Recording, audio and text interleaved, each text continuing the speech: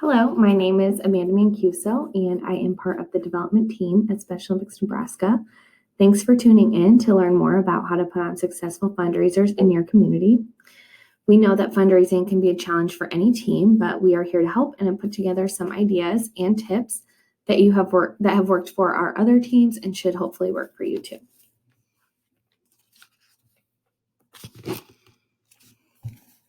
First, I wanted to mention the paperwork.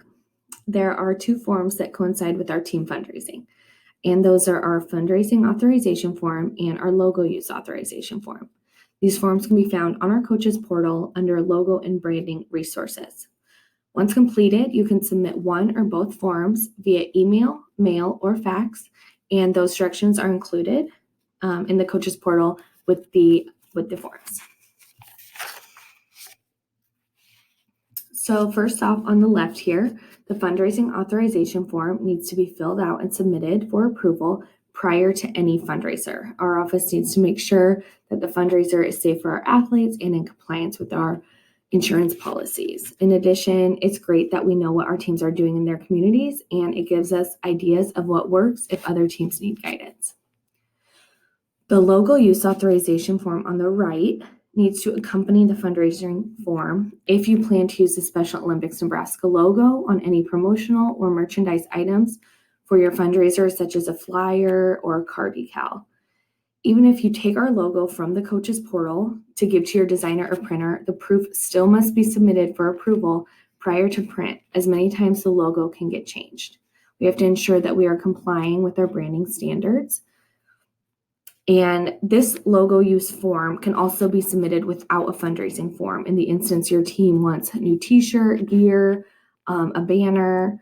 And if it doesn't tie directly to a fundraising event, we still need to okay the logo use form anytime you're going to use our logo. Next off, I wanted to go through some fundraiser ideas. These are some tried and true fundraisers that many teams continue to hold once or even multiple times a year. So we can kind of go down the list. We have a 50-50 raffle bucket or working concession stands at a local sporting event. More often than not, this is a high school football or basketball or baseball game that really gets you involved with the community. A popcorn stand, a bake sale during school or church events.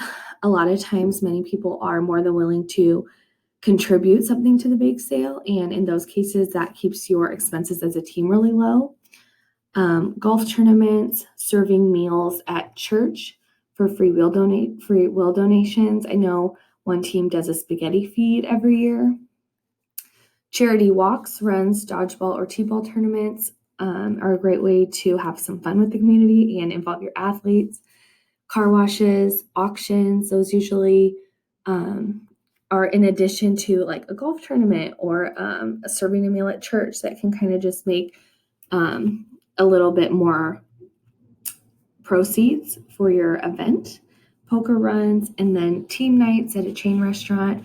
A lot of chain restaurants offer the opportunity to have your team come in and they get to have a portion of the proceeds of that night donated to your team. So that is a great opportunity that a lot of teams take advantage of. So you can find that information online, what restaurants in your community do offer that. Even if it's not a chain in your area and the restaurant is community focused, that could be an even better option for you. So do some research on that, and that can be a lot of great community awareness and fund building for your team.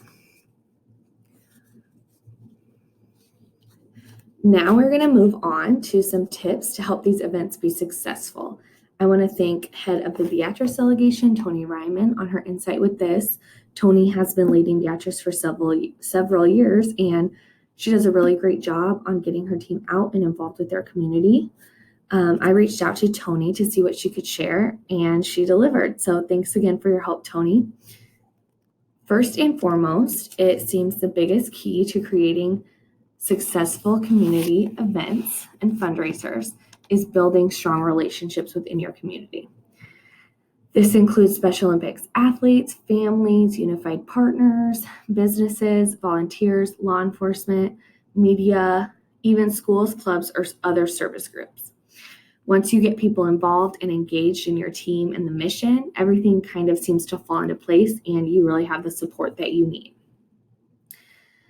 One thing that many teams take advantage of is social media. While this helps with team communication involving practices and competitions, it's also a great way for you to share photos, success stories, and upcoming events and fundraisers with your community. At any time you are going to put on a fundraiser in your community, it's best that you create an event on Facebook. That helps you get people involved, and it's a great way to spread the word and reach more people than you would do without. So social media is also a really awesome tool to help the community get to know your athletes, and that allows them to understand the impact and the reason why we do what we do and why our programming is so important. So if that's not a tool that you take advantage of, I highly suggest you look into it, just because it's really a free thing it's great for your team in so many ways. To add on to the importance of building relationships, it is crucial to build relationships with local law enforcement. The Law Enforcement Torch Run is a worldwide movement dedicated to raising money and awareness for Special Olympics. By involving your local officers in your fundraisers, you are getting the community more invested while also creating a great experience and bond between your athletes and the officers. In the long run, it also helps you to get involved with it also helps if you get involved with Special Olympics Nebraska fundraising events in your community. This could include Torch Run, Duncan, or even the Spartan Nash campaign. By taking part in these activities, your team is building stronger community awareness and stronger relationships with law enforcement. Tony shared, if you can reach the goal of getting local law enforcement truly invested, everything starts to get easier. And that is definitely the pattern that we've seen across other communities and teams as well. Lastly, let your athletes really take focus. Anytime you're going to a check presentation or your team is presenting to a group, an athlete speaker should be featured. This allows donors to see why they donate and who they are donating to. It creates a much stronger, more lasting, and inspiring impression than a coach or even a staff member could achieve on their own. Audiences always remember the athletes first and foremost. So that really covers a very broad overview of some ideas and tips to making fundraising successful in your community. If you have questions or would like more information, you can visit our website at sony.org, or you can call us at 402-331-5545. Thanks again to Tony for sharing her best practices, and thanks again to anyone tuning in. We are here to help with any questions you may have, and good luck with your team fundraising efforts.